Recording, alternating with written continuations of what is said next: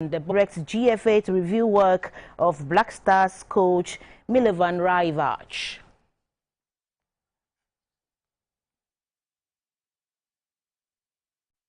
It's time for news coming to you live on GBC News and GT. Hello, good evening. I'm Siyoko Kwakuche. Welcome to the news. The Minerals Commission has closed down Maxam Ghana Limited following last Thursday explosion at Apiate in the Christiahuni municipality of the Western region. This is to pave the way for investigations to establish the cause of the incident. The Minister of Lands and Natural Resources has in a statement suspended the license of Maxam Ghana Limited, a mining service provider, when explosive it was transporting to a mine site detonated at a pier in the Christiahuni Valley municipality, leading to the loss of lives, injury, destruction of property and an entire community. To pave way for investigations, the company's license has been suspended. To give effect to this directive, the Minerals Commission, based on LI 2182 and LI 2177, has closed down the Takwa plant of the company to ensure that the workers are no longer on site. The Western Regional Manager of the Minerals Commission, Mr. Isaac Nwimbele, who led the exercise, gave further insight into its importance. Look at what are the requirements, then we'll be able to tell who is culpable and who is not culpable. But at this stage, it is not possible for us to say that this person is culpable or not. The plant manager of Maxam Ghana, Mr. Emerald Techi, signed the consent form to cease operations with immediate effect. The cessation of the operations of Maxam is anticipated to impact negatively on the country's mining industry. This stems from the fact Maxam supplies about 40% of explosives used in the industry. A senior manager of mining Anglo-Indian Ashanti Edwa Prim Mine, Mr. Stephen Asante Yamwa, said notwithstanding the consequences of the closure as industry players, they believe in the enforcement of the regulations. Though the directive will have far-reaching consequences on the industry as far as production is concerned, we are in support of it and we are in agreement because it's consistent with the laws of the land. And we will work closely as industry players with the regulator and also with the service providers to make sure that we reduce the impact of this directive to the various.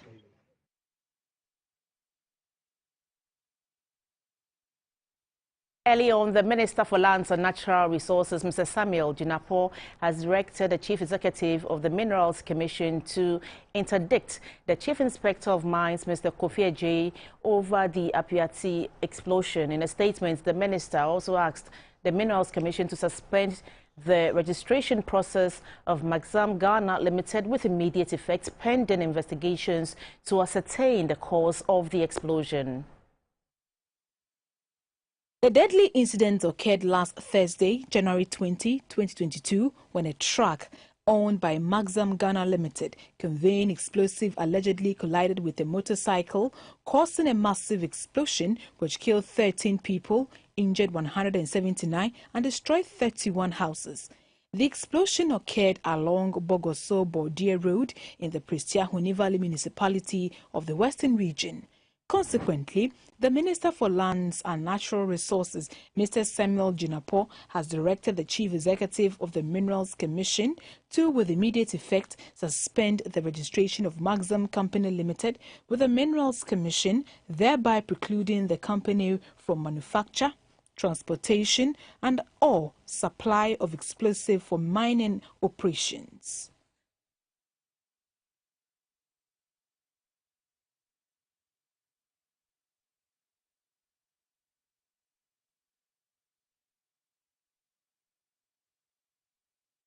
The International Association of World Peace Advocates says the aftermath of the deadly explosion at Apiate near Bogosu in the Western region has brought to the fore the need to educate Ghanaians on what to do in the event of an explosion.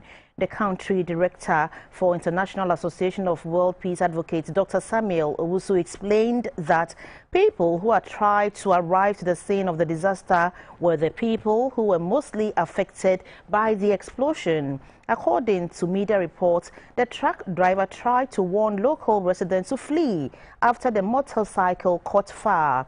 In a statement, the International Association of World Peace Advocates says they were saddened by the tragic event and equally upset that regulations in the law are not enforced to the letter. Dr. Owusu pointed out that this particular accident was due to the negligence of people who failed to ensure that laws are enforced and the right thing is done. The statement further extends the condolences to the victims of the accident and their families and entreated the appropriate agencies to educate Ghanaians on their responsibilities in disaster management to avoid such fatalities. Information provided by the police regarding the Apiate tragedy puts the total casualties at 190. Out of this number, 96 of them have been discharged from the hospital, while 36 are still receiving treatment. 384 persons have been displaced and are being housed at a Roman Catholic parish hall at Bogosu. The death toll has been put at 13.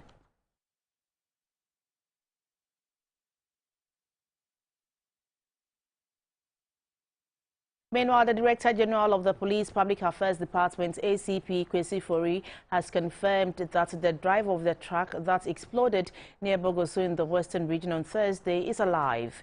It said a motorbike rider whose collision with the truck sparked the fire that triggered the explosion is also alive, just as the police escort assigned to the truck. In a statement, ASP Kwesi Fori said the Takwa Divisional Police duly signed and approved a police escort for the truck which was transporting explosive to Trano gold mines, adding that the police officer has since been interrogated and provided relevant information to the police on what happened.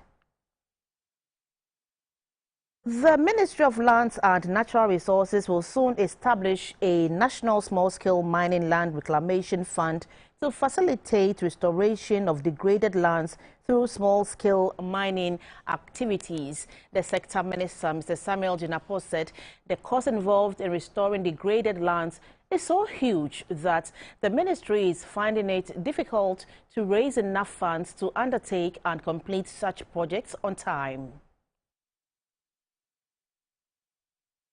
Speaking in an interview during an inspection tour of two such reclaiming sites at Bosome Frehun in the Etiwa district of Ashanti, the minister said the community small-scale mining center will soon be opened at Bosome Frehun to create jobs for the youth. So far, more than 10 of such centers have been opened in the Ashanti region. The policy is also designed to ensure safety, security and protection of workers. It will also check pollution of water bodies by ensuring that the right equipment are used while avoiding the use of poisonous chemicals. The minister was happy with work on the reclaiming project so far said funding to undertake such projects to restore the degrading lands has been a major challenge to government. He said the 1-month ultimatum given to small-scale miners to reclaim degraded lands must be reviewed to compel the operators to start restoring immediately their activities. The law as it stands now is such that when small-scale miners excavate for purpose of mining, they are required to reclaim the land and revegetate the land within 30 days after excavating. I think that is a wrong arrangement because when that happens, you get yourself into this kind of situation. They excavate the land and they move on to excavate and they move on to excavate and then leave behind these degraded mined out sites. And the taxpayer then has to cough up money, as you can see now, for government to reclaim the lands. I think it's a wrong arrangement, and therefore we are going to be insisting on concurrent reclamation and revegetation, which is that when you excavate, you reclaim, you revegetate before you move forward. I also think, and secondly, that we will require a national reclamation fund, and at the Ministry of Lands and Natural Resources, we are beginning to interrogate the concept or the framework or the mechanism within which we can have a national reclamation fund. Because as you can tell, there are so many mined out lands across the southern landscape of our country where the country will have to find the resources to reclaim the land. It costs a lot of money to reclaim these lands. A consultant to the Ghana Lands Reclaiming Project at the Minerals Commission, Mr. Kojo Dakon, said the exercise is progressing steadily and hoped that all degraded areas will be fully covered. This is part of the Osumtwi Forest Enclave, Forest Reserve Enclave. So with the help of forestry, we'll do some palm and then whatever the community. But here, we'll do that more of a bit of what the ecosystem actually allows us to.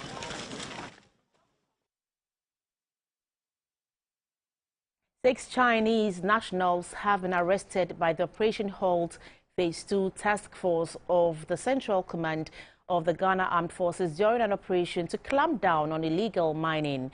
The suspects were picked up at a mining site in the Amansie Central District of the Ashanti region and handed over to the Ghana Immigration Service at Obuasi. The team, made up of officers and men from the 3rd Battalion of Infantry in Sunyai, 4BN in Kumasi and the Central Command Headquarters, moved into communities where illegal miners are carrying out their activities. Illegal miners, including expatriates, are involved in mining activities at communities in the Amansie Central, Amansie West and South districts of the Ashanti region. The miners, who heard about the presence of soldiers in the communities, left the sites. The team burned 54 excavators, 119 shamfans, 79 water pumping machines, and also destroyed makeshift structures erected by the miners.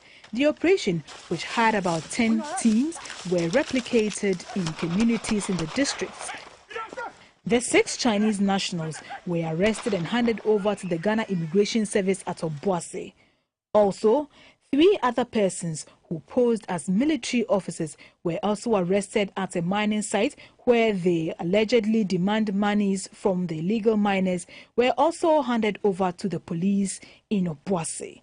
The general officer commanding the Central Command, Brigadier General Joseph Apo, was worried that people leaked information to illegal miners and that he says is affecting their operations. I want to use this opportunity to reach out to the indigenes of Obuasi, Central and the South Amansie area to help us, because this destruction, of course, goes deep into their own hearts.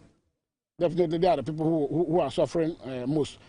If the rivers are all choked, the forest reserves are all choked, they don't have farms, it is they who will suffer more.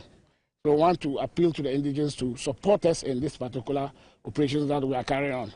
As an armed forces, once we are given the mandate to continue, we'll continue. Brigadier General Apo cautioned illegal miners who have the intention of returning to their sites to desist from that, since more drastic measures will be taken in an unannounced operation soon.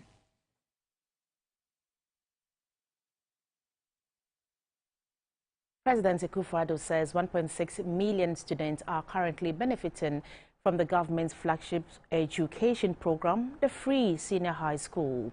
At the 75th anniversary and speech and prize giving day of the Ibri Girls Senior High School in the Eastern Region, President Akufo-Addo added that the school has been chosen to benefit from the STEM initiative and implored the students to maintain the high standard of the school.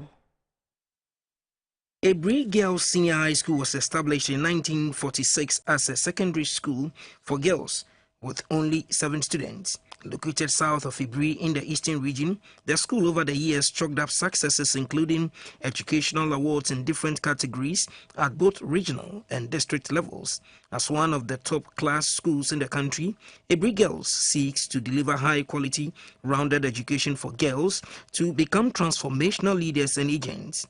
The assistant headmistress in charge of administration, Mrs. Patricia Asarikran, touted some of the achievements of the school. 75 years down the lane, the school has become a full age with enviable records as an educational institution of excellence that has turned out several thousands of women who have positively imparted our nation and beyond in several ways. However, the school is not without challenges. The girls' prefect, Mame Abana Oferiwa Boamadriwa, therefore appealed to all, including the old students, to continue to support the school. The president, Nana Akufo-Addo, said 1.6 million students are currently benefiting from the government free senior high school initiative. He said the government will continue to invest in the sector, especially in girls' education. This expansion brought automatically with it a problem of infrastructure, but it was an excellent and exciting one because more children wanting to go to school beyond high school, beyond junior high school, was good news. And the innovation of the much maligned double-track system to accommodate a greater number of students has in fact proven to be a positive contribution. The WASI results of the first and second batch of the students I proudly call the Akufo-Addo graduates have shown that the quality of education has not only not deteriorated, but on the contrary, has improved significantly. President Akufo-Addo said construction of STEM schools have begun in 10 regions of the country, some of which will start running this year. He said the Ibri Girls Senior High School has been chosen to benefit from the STEM schools and implored the students to maintain standards of the school. Some students who made 8 A's in their WASI results between 2019 and 2020 were honored for their achievement. Some staff were also recognized for their contribution towards the school. The theme for the 75th anniversary was 75 years of educating the girl child to impact society.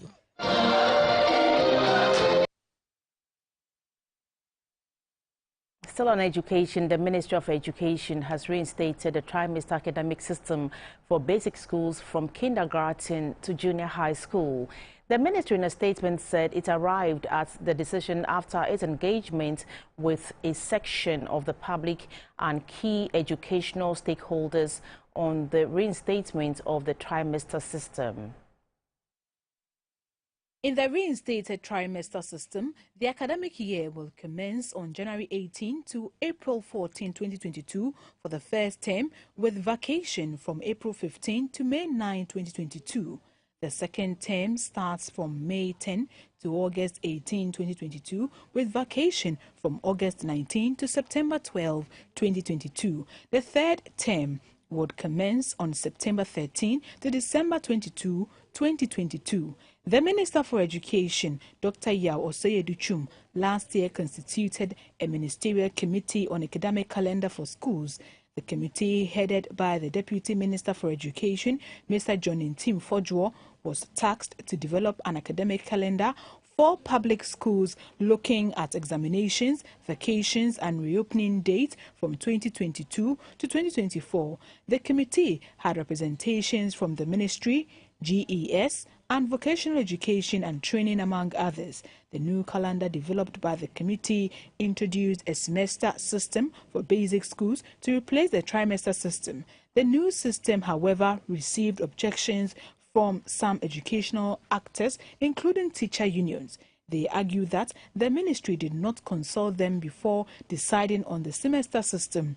They said the long stay and contact hours in the semester practice would adversely affect the health of students and teachers.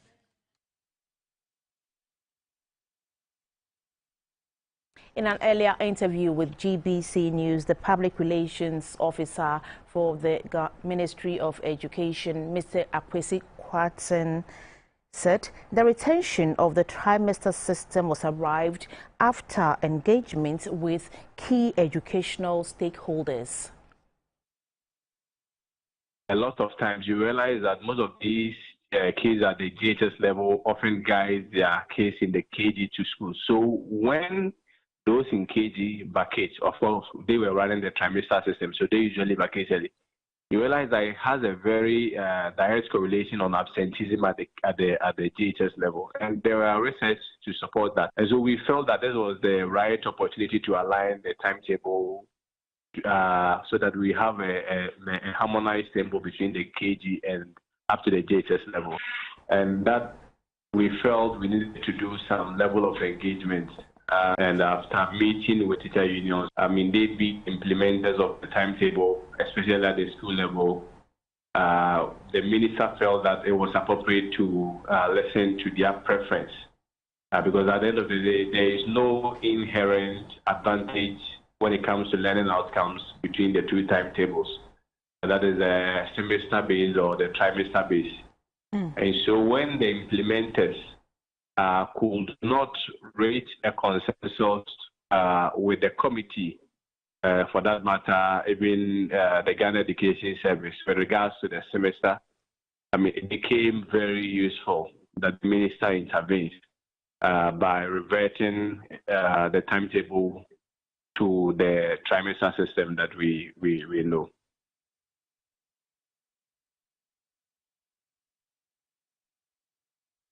Over 4,500 junior high school teachers in the 12 districts of the Borno region have been allocated a laptop each under the government's One Teacher, One Laptop initiative. The laptops are to help the teachers build their capacity in the area of ICT. The One Teacher, One Laptop initiative by government through the Ghana Education Service is to facilitate lesson planning, teaching and improve learning outcomes. The Borno regional launch of the initiative attracted key stakeholders in the education sector, including teacher unions, directors of education, managers of educational institutions, teachers and students.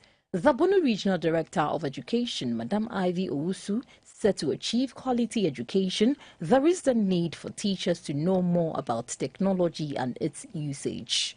There is a compelling need in this technological world to equip teachers in Ghana Education Service with basic ICT tools, such as computers, to enhance their capacity in teaching.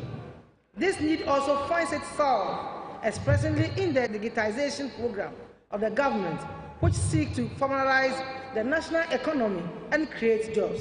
The Borno Regional Minister, Madam Justina Osubanahene, reiterated the importance of education and technology.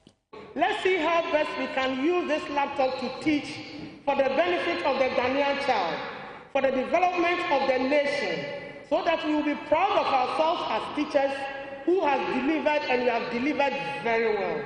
Mr. Tan Isaac and Madam Sandra Mensah are some beneficiaries of the initiative. This is a good idea and a good policy by the government of the day. In one way or the other, it is going to help the teachers in preparation of their lesson notes and presentation of their lessons. As far as the items are concerned, I hope teachers will put into good use. It will also help us in our research work so as to develop teaching and learning in our various schools. Ghanaian children are really lacking pronunciation, so we will use it, and then as well as we've got certain pictures for them widely, and then they will see it clearly. It will help us. Under the One Teacher, One Laptop policy, the cost of one laptop, which is 1,750 Ghana cedis, is shared between the government, which pays 70%, while the beneficiary pays 30%.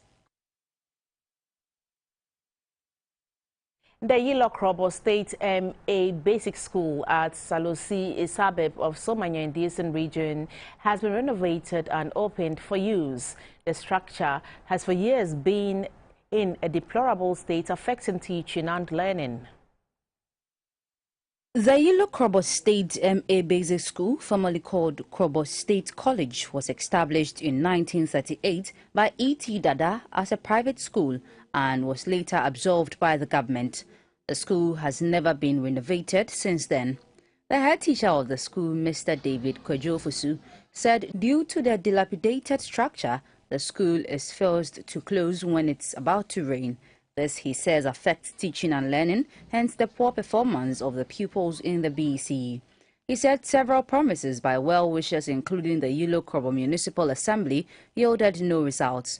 Through the initiative of the poor Manye of the Yilokrobo traditional area, Nana Awu Dede Otino, the school has been renovated by Gold Key Properties and Team CSR. The Municipal Director of Education, Mrs. Veronica Tete, commended the organization for the project. The project manager of Gold Key Properties, Mr. Alexander Dodo, said the project is part of the company's corporate social responsibility. We have a foundation, that is CHP Foundation. We plan on rehabilitating and building 50 schools across the country. And this happens to be one of such projects that saw the day of light. The Chief Executive Team CSR, Mr. Jonathan Ekwamwa, urged management and teachers of the school to maintain the structure to enable it to serve its purpose. Gold Key Properties, one of my corporate partners I've been working with for many years, decided to take on this initiative. They spent close to 100,000 Ghana cedis to refurbish the school and all of the other things that are involved. We do the other blocks as well. And so they partnered with me to come and do this work. They provided the funding. We came on the ground, made sure that the work was done, supervised everything, brought the community together, and this is the commissioning that we've finally done today. Lagos Hope, the world's largest floating book fair, which operates as part of a Christian outreach bet at the Tema Port, Friday, January 21, 2022. It is open to the public until February 27, 2022 at the Clinker Gassam Gate. The Lagos Hope vessel carries books on board for both adults and children to share knowledge on Christian values and culture to communities worldwide. The vessel has been visiting Ghana for the past 45 years. As part of its activities this year, the team will undertake free eye screening and distribution of eyeglasses at some parts of the country. The managing director of Lagos Hope, Mr. Randy Greby, said Lagos Hope aims to offer help and provide hope to the world. Over the last 2 years, yes, we have had to slow down because of this world pandemic that Captain talked about, but we actually were able to spend some time assisting a nation that had a volcano, like multiple eruptions of volcano. We also visited a ravaged nation that had a hurricane. Many lives were lost. We were able to assist with that as well. And so that is, we do more than just books. We're able to share with different types of relief projects as well. And of course, we share hope. And that's affirming the rights and values that every human being has on planet Earth. An international missionary, Dr. Lawrence Tete, and the municipal chief executive of Tema, Mr. Johannes Ama Ashite, both commended the Lagos Hope outreach for its activities and urged all to take advantage of the book fair and the health screening exercise. People have sacrificed their homes, their comfort, and they are living on these ships for months, not just weeks. And we all need to play our quota as we come together to create a massive united front to build a better world. It is now an unquestionable fact that investing in human capital builds a nation. One of the famous sociologists, Emil Durkheim, whom I happen to admire, wrote that education enables us to gain an understanding of common values in society, which include moral and religious ones and self-discipline. Broadly speaking, the world is not waiting for us. It is moving. And here, I'm wondering where the years have gone or how time has moved so fast that as a lost boy in Lagos too, the future indeed belongs to those who confront it. The MCE also used the occasion to call on all Ghanaians to take part in the Operation Clean Your Frontage campaign. The call to invest in the general well-being of the aged in the country is again being highlighted. A memorandum of understanding to establish a strategic partnership to strengthen and promote the universal health coverage of aged persons has therefore been signed in Accra. Old age in many parts of the world has its own challenges. Poor health care, improper nutrition, meager pension packages, lack of care, remuneration after retirement are some of the issues they deal with at their ripe old age. With emphasis on caring for aged persons, Arc Lifestyle Foundation and Great Age Global have entered into an agreement with the signing of a memorandum of understanding to establish a strategic partnership to strengthen and promote the universal health coverage of aged persons. The partnership initiated in Accra will again set up its support for universal health coverage with strong attention to the aging population in other parts of the country. The Chief Executive of Arc Lifestyle Foundation, Mrs. Eslin Osebunsu, said, with all their experience, it is important to properly care and celebrate the nation's senior citizens. Elderly care has become part and parcel of our society. We cannot brush or put away what they have contributed to our national building. Once our good Lord has blessed and granted them long life, it is our duty to dignify and recognize them. We believe we can make the elderly feel rejuvenated in their lifestyle and prolonged years. For his part, the Chief Executive of Great Age Global, Mr. Edujemfi Evans, said teaming up with Arc Lifestyle Foundation is necessary since it will add more hands on deck to support this worthy initiative. Some of the speakers lauded the initiative. They say with proper facilities and funding, other persons in the country can be well taken care of. You're watching News Hour live on GBC News and GTV. We're taking a short break. Please stay with us.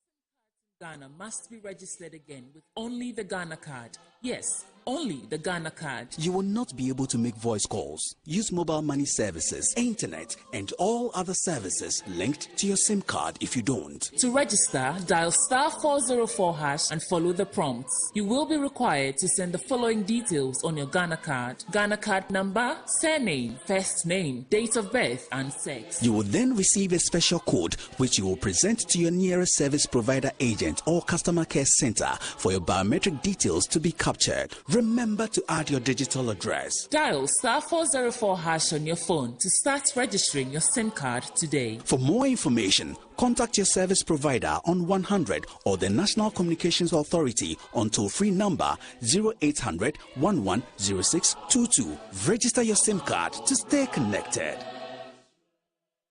High sense phone, OBS, smartphones are stylish, camera no resolution, high, long lasting battery, and now we the latest Android version. Yet, videos you can, photos you can, and nothing internal memory no, High sense smartphone promo na baby mo. Avoid the cool. A 5200 Ghana cedis echo. Ubenyabi 28th January. Akobin 5th February. High sense smartphones no. Madam High sense. Matiti suse. High sense phone. And WhatsApp, and Facebook, and Instagram, and YouTube. Me say, ukuta 200 Ghana cedis. Nyabi, Shiami wa high sense showroom bia. Na kwa Jodie. Aye high sense smartphone promo. High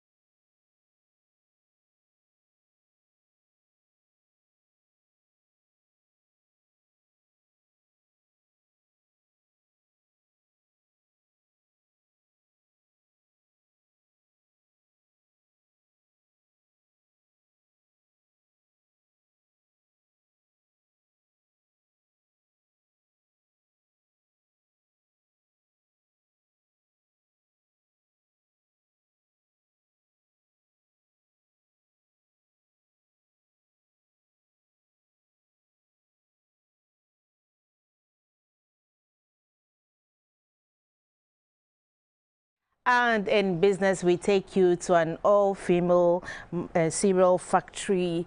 Today, it's an all-female production house at Pampa Cereals, where mother and daughter have brought variety of cereals to the doorsteps of Ghanaians over the years, beginning from Nkoko to the hilltops of Weija.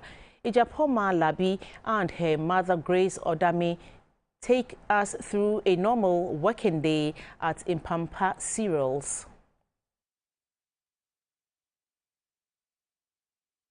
Located on a hill overlooking the Weija township is the abode of Juliet Ejapoma Labi, a young entrepreneur engaged in cereal production.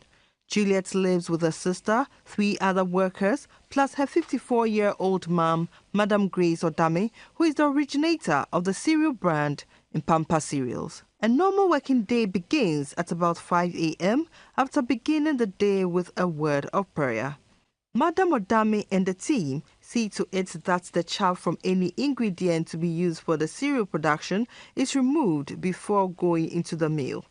Today, the Pampa cereal producers are hand sorting beans as one of the ingredients to be used in the production of Tom Brown. At the milling station, the all-female cereal producers transcend into the mill-dominated field of assembling the heavy milling machine. This machine is also dismantled and cleaned thoroughly when changing between the milling of one ingredient to the other. A scenario I found tedious just by observing 54-year-old Madam Grace Odami and her team do it from afar.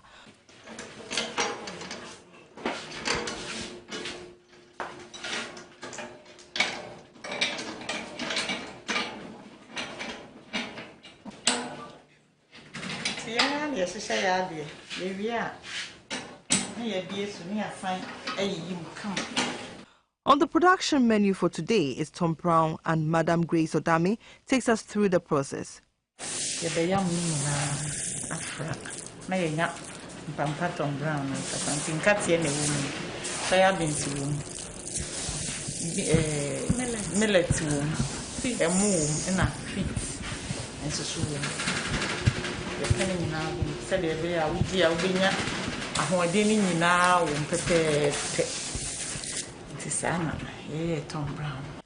This fine textured Tom Brown powder is the end product from the toils of the all-female team at the end of the day.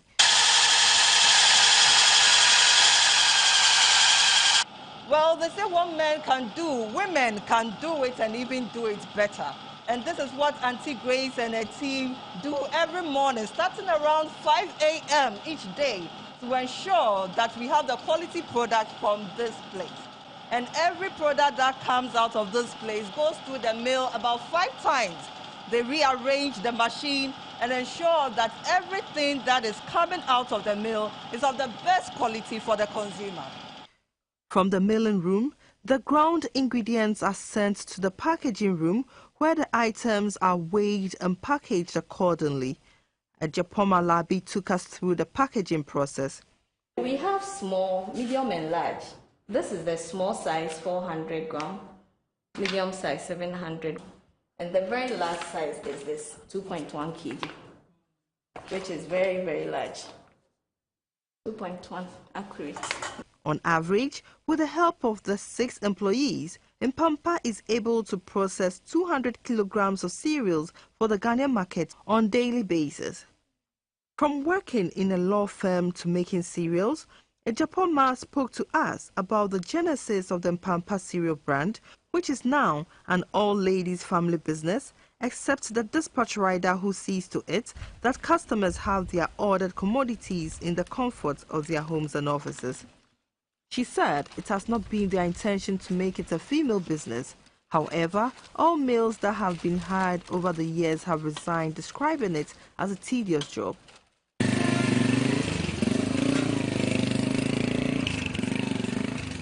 We've had 2 guys coming, and when they come, all they tell us is, they pack their belongings and go. But these ladies have been with us from the beginning, and we are here. Nobody have gone. Everybody have stayed with us throughout these years. So it's been solely ladies. The guys go and come. 2 guys have gone and they've come and left us. I have just one lady not staying with us. Everybody stays in this house. It's a home. Over here, it is not a production site. It's a home. According to Ejepoma, her biggest challenge now is the surging price of maize. Prices of cereals on the market is another headache altogether. You go and buy maize, 200 cedis today. In 2 weeks, you go, it is 450 cedis. And the rate at which it is increased, it is not like the normal 20 cedis, 30 cedis. I remember we bought millets for 180 cedis. 2 weeks later, it was 360 cedis. So you end up losing and gaining. So the gaining is not much. But you just need to push through and then strategize and then move forward. And also exporting. Exportation rate is very, very high. Sometimes someone buys something as little as 40 cedis, which is 2 kilograms. You go to DHL, the person is paying so much. So the person decides not to buy again. And it has really, really been a challenge to us. But to ensure a steady supply of maize, Pampa has now ventured into maize farming at Prisia in the western region. The company has about 8 acres of maize under cultivation. Whereas the COVID-19 has been a bane to most businesses, Ejepoma says the pandemic has been a cloud with a silver lining for her business. Lockdown came in, people were staying home. This is food. People were eating. So during lockdown, that was when we had the highest rate of orders. Orders were coming in and out. Sometimes a consignment that takes 2 months, it took about 2 weeks to finish.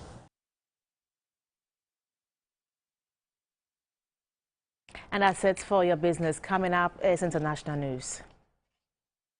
Whose stories teach us perseverance, logic, decisiveness, and self-confidence.